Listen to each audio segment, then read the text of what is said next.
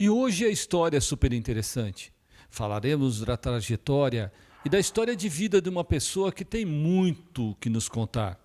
Eu estou falando de Marcos José Semensato. Hoje é um dos responsáveis pela área de ensino aqui no Instituto de Física de São Carlos, nos laboratórios. Marcos, conta para mim. Você é nascido no dia 9/12 de 59. Sim, correto. Agora, como que foi a tua infância? Conta um pouquinho de como era ser criança em São Carlos naquela época, do que vocês brincavam, onde você ia, com quem, como era a vida em São Carlos na sua época de infância? Era muito boa, sensacional. A gente brincava na rua, jogava futebol, fazia campinho em qualquer terreno baldio, né? E jogava bola, jogava betes, brincava à noite, sensacionalmente, muito, muito diferente do que é hoje. Mas foi uma infância muito rica. Agora, onde você morava naquela época e com quem você brincava? Você lembra seus amigos, seus primos, as pessoas às quais você se relacionava? Eu morava lá na Vila Neri e a gente tinha bem perto do Balão do Bonde. O Balão do Bonde é uma referência em São Carlos, onde o bonde subia pela Rua Marechal e descia pela Rua Pai Teixeira, ou vice-versa, né? E tem a igreja do Educandário São Carlos também, que é uma outra obra bem mais antiga lá. E todo mundo brincava próximo do balão e próximo desse educandário, né? E a maioria era tudo terra, né? Não tinha asfalto ainda, só nas duas ruas principais, que é onde passava o bonde, que era tinha paralelepípedo, né? E o restante era tudo terra, né? Todo mundo brincava por ali. Os amigos de infância que eu lembro mais são os vizinhos, né? Tinha o Reginaldo, tinha a Vera, tinha o Zé Hélio, tinha também o Carlito. Olha só, são pessoas que eu ainda lembro. Você falou do bonde, mas você teve a vivência em bonde, então? Você chegou a conhecer o bonde ou pelo menos entender o que era? Naquela época não, né? Eu era muito criança ainda, né? Mas ficou famosa essa pracinha lá do Balão do Bonde. Inclusive até hoje tem uma locomotiva exposta lá, né? E era onde a gente sabia que havia calçamento, né? Onde os bondes passavam. Mas eu não cheguei a andar de bonde e nem vi nenhum circulando, né? Agora, a criança que era também aprontava estripulias, era um corre-corre danado, era betes, era pega-pega, esconde-esconde, tudo aquilo que as crianças faziam na época. E a espiritualidade também fez muita parte da vida dele, do Marcos, o famoso Marcão do IFISC, né? Como ele é chamado carinhosamente aqui na instituição onde estamos hoje. Marcos, conta pra gente, como era a sua religiosidade? Você era um menininho que os pais levavam para a igreja? Como que foi o teu caminhar nessa história? Realmente você tem razão. Foi exatamente isso. Minha mãe era muito religiosa e todos os filhos, né, acompanhavam, né, as missas, aos domingos principalmente, aos sábados à noite às vezes. E sempre foi uma formação bastante sólida na nossa família, né, que era quase que uma tradição já familiar, né. E se manteve comigo, com as minhas irmãs, né, todo mundo seguiu a mesma linha, né. E foi uma transformada realmente, né? Uma estruturada, uma estruturação de vida muito, muito boa. Realmente foi muito válido, principalmente lá no Educandário São Carlos, né? Onde tinha a paróquia lá, onde os meninos, né, do Educandário viviam na época, né? E toda a comunidade era muito unida, né?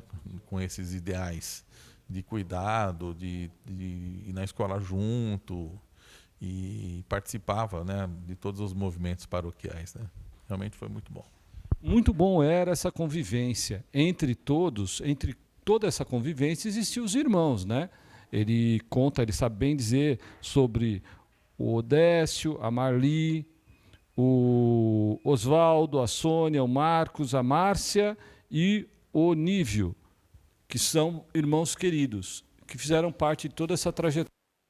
O que você poderia dizer a respeito de seus irmãos? Foram muito importantes, né? Cada um do seu jeito, no seu estilo, cada um com a sua profissão. Todos eram muito, muito ímpares, né? Cada um com sua maneira de pensar, sua maneira de trabalhar, mas o resultado final era uma miscelânea muito construtiva, né? Muito boa mesmo. Agora, se você tivesse que relembrar o seu Arlindo, Arlindo pai, o tão querido pai, como era teu pai, com que ele trabalhava, como que ele era? Meu pai era um cara muito legal, né? Muito tranquilo. Ele foi administrador de fazenda há muito tempo. Ele veio para São Carlos depois para ser carroceiro e depois disso ele continuou a vida dele, então, tranquilo até aposentar. E aí, com a idade, né, foi acometido de algumas doenças e ele acabou falecendo. Mas é um cara muito legal. Muito bom. A mãe Helena era aquela mãe cuidadosa, aquela mãe amorosa, mas também tinha disciplina, né? Porque mãe coloca ordem na casa. Fala um pouquinho sobre a sua querida mãe. Minha mãe, sensacional. A minha mãe, ela achava que os filhos deveriam saber lavar, passar e cozinhar e limpar a casa. Todos eles deviam ser independentes. E foi assim que desenvolveu em todo mundo, né? Uma paixão pela culinária, pela limpeza, pela organização, mas sempre com muito amor, com muito jeito, né? Com muito tato, com muita delicadeza para lidar e para ensinar também, né? Agora, se você pudesse mandar um recado para a mamãe Helena, para o papai Arlindo, o que vem no seu coração? Que vontade, se eles pudessem estar te ouvindo agora, o que você teria vontade de dizer para ele enquanto gratidão, enquanto filho amado que você foi? Muito obrigado por tudo que vocês fizeram e pelos exemplos que vocês nos deram, né? Porque sempre foram bons exemplos. Hoje nós conseguimos compreender toda a trajetória, mas diria com toda a franqueza, muito obrigado mesmo pela oportunidade. A verdade é que a espiritualidade faz parte da vida dele. E hoje ele é muito aplicado nessa área. Ele fez uma trajetória estudantil bastante interessante. Ele foi para o Luiz Augusto, ele foi para o Juliano Neto, ele foi para o Militão, ele foi para o Senai e acabando no Colégio Industrial e no CAASO fazendo cursinho. Onde também chegou aqui na USP a fazer licenciatura em Física e mestrado. Conta um pouquinho dessa tua trajetória estudantil. Como que era estudar na época? Como foi a sua trajetória? Era uma trajetória assim bastante difícil, né? Sempre andando a pé, né? Sempre pegando ônibus, sempre carregando a biblioteca nas costas, como a gente fazia antigamente. Porque hoje, se você abre o celular, você tem acesso a todas as bibliografias citadas. Antigamente não, antigamente você tinha que ir na biblioteca, fazer a pesquisa bibliográfica, pegar os livros que você precisava, estudar e depois, quando sobrava uma grana, você xerocava e depois carregava junto, tal. Mas renovando o livro a cada semana, 10 dias, 15 dias, né? Então foi uma trajetória importante. Depois do CAASO, quando eu entrei aqui no IFISC em 81 para trabalhar como técnico, foi aí que a coisa se fortaleceu mais no sentido, no desejo, né, de terminar a universidade, de fazer, de ter uma profissão de muita distinção na época, né? E aí até hoje, né? Mas o primeiro curso que eu tentei foi engenharia mecânica, né? No CECEM, antes era CECEM, CECEM e Mapofei. Eu lembro qual foi a linha que eu prestei vestibular, mas eu não passei por 4 pontos, né? Então precisava trabalhar. E aí eu vi um cartazinho pregado aqui no E1 que precisava ser de técnico, né? Que tivesse conhecimento em mecânica, em eletrônica, tal, alguma coisa, né? Eu vim me interessar pela vaga e aí acabei ficando até hoje.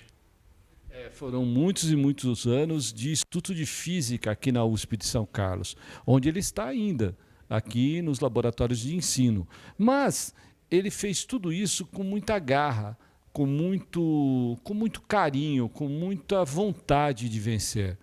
À medida que ele foi crescendo, foi de tudo isso. No meio do caminho, como tudo na nossa vida, havia desafios. E um dos desafios foi a poliomielite. Ele passou por essa fase e hoje, de novo, como espiritualizado que enfrenta o Parkinson. Conta um pouquinho da sua experiência de vida, hein? 2 grandes desafios que você fala com simplicidade, com naturalidade, e também quem nos ouve pode também tirar disso um bom ensinamento. Olha, são propostas que a vida me ofereceu e essas propostas foram aceitas, entendidas e compreendidas na sua magnitude, dentro da minha razão, dentro da minha clareza, como existenciais. E se são minhas parceiras, são minhas companhias, e com elas é que eu vivo e convivo e sou feliz. É algo interessantíssimo como ele transforma esses desafios em aprendizagem, em crescimento espiritual. Esse é o perfil de um grande homem que trabalha esses conceitos no dia a dia. Mas um dia foi lá, como ele mesmo disse, lá no educandário, melhor dizendo, agora falando melhor, no educandário que ele conheceu a pessoa que veio transformar a vida dele, que veio criar uma família e mostrar o que é o amor. Foi quando ele conheceu Isabel, a querida esposa. Quando você a viu pela primeira vez, aonde foi, como que aconteceu? Foi numa quermesse lá no educandário, né? Como toda a comunidade se envolvia bastante nessas festas, então a gente se viu, se conheceu, aí tínhamos amigos em comum, né? Começamos a conversar e assim nós fomos nos aproximando e no final acabamos juntos, né? E estamos até hoje. O que você poderia dizer para ela, palavras de carinho e amor? O que é essa senhora na sua vida? Qual o significado dela, a importância dela na tua vida? É o complementar, né? Sempre a gente encontra nas pessoas alguns complementos que nos fortalecem. Na Isabel é uma estrutura complementar muito sólida e que me apoia e que me transforma. E me sustenta, né, existencialmente. Isso que é importante. Importante, né? Se você pudesse dizer uma palavra de amor e de carinho, qual que seria a palavra? Olha, seria eternamente grato. É um amor desse carinho, dessa cumplicidade, desse esforço conjunto para a vida, nasceu alguém muito especial, a querida filha Carolina. E ele vai contar um pouquinho de quem é ela na vida dele. Como que foi quando ela chegou? Bom, isso foi em 95, né? Então eu estava no meio da graduação aqui do IFISC, né? Então foi uma grata surpresa, uma demonstração de amor né, do Altíssimo para conosco. E isso foi grandioso. E depois a trajetória dela, né, de estudar, de seguir os passos, tal, e se formou recentemente e já está trabalhando. Então isso é grandioso demais, né? O que você poderia dizer para ela enquanto pai? O que é ser pai dela? Qual a satisfação disso tudo? É uma responsabilidade muito grande, por causa que você tem que ser o exemplo que você diz que é. Então a sua conduta, eu acho que é essencial para tudo que você possa citar ou fazer e ter uma conduta exemplar. Exemplar em tudo que tange e tudo que é possível dentro do seu conhecimento. Mas para ela, principalmente, eu diria, seja bem-vinda e seja feliz. É um pai dedicado, uma mãe amorosa, muita dedicação a essa família e ao trabalho que ele desenvolve aqui na Universidade de São Paulo. Nos laboratórios de ensino da USP tem quem faz, e ele é um dos técnicos responsáveis por todo esse trabalho que aqui é desenvolvido. O que significa chegar na USP em 1981, aqui no IFISC, e permanecer nesse ambiente trabalhando conceitos de ensino, pesquisas, educação? O que é o seu trabalho para você? A alavanca motora, né? É o que motiva, é o que transforma. E essa transformação, quando reflete no aluno, ou de pós, ou de graduação, faz com que você veja um espelho de vida. Você consiga transformar algo, lapidar um conceito, lapidar um ensinamento, transformar uma razão para que ele tenha essa razão absorvida na sua carreira e a transforme em sucesso. Então, nós trabalhamos com ensino com o objetivo sempre de possibilitar que o aluno reconheça e depois absorva o conhecimento e esse conhecimento se propague na vida dele como profissional, como pesquisador, como professor, né?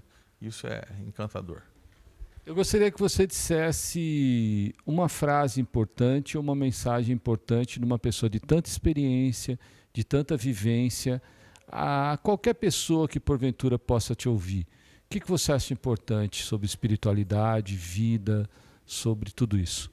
Olha, eu talvez não me lembre corretamente da sequência, mas existe uma citação do Martin Luther King que diz que nós fizemos, talvez não tenhamos conseguido fazer o melhor, mas lutamos para que o melhor fosse feito. Não somos o que iremos ser, mas também não somos mais o que éramos. Isso que é importante. Tão importante é conhecer uma pessoa como Marcos José Mensato, uma pessoa da nossa vida, da nossa gente, do nosso convívio, uma pessoa de bem, uma pessoa que tem uma trajetória de vida tão bonita, alicerçada em família, alicerçada em espiritualidade e muito trabalho. Eu gostaria de agradecer pessoas assim e ter elas como exemplos de vida a ser seguidos. Meu nome é Kleber Chicrala, a gente se vê no próximo programa. Até lá.